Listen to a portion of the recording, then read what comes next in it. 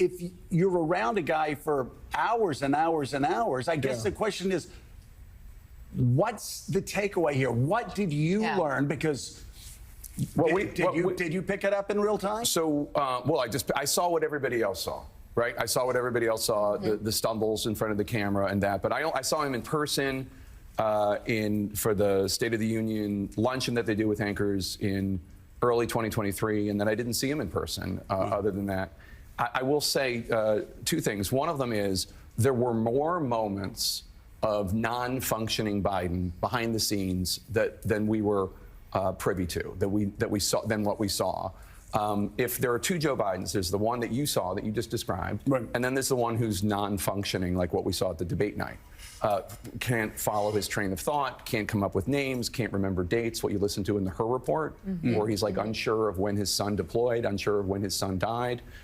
Tragic stuff, but he really honestly doesn't know those dates.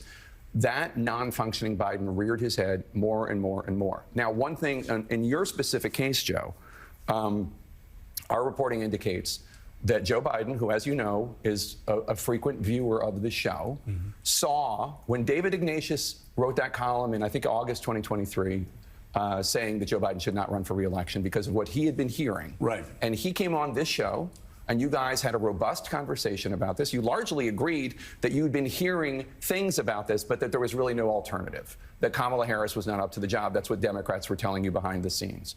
Joe Biden saw that. Joe Biden said to staffers that he wanted to convince you that you were wrong. And he focused on you like you were a constituency, like you were farmers in Iowa, like you were the Kiwanis Club in New Hampshire. And he made sure that you thought differently. He made sure that you thought differently. I think he did this with a couple people. I think he did it with Meacham. He might have done it with Evan Osnos. He knew that there were people that had to be convinced that he was fine. And he tried to prove that to you.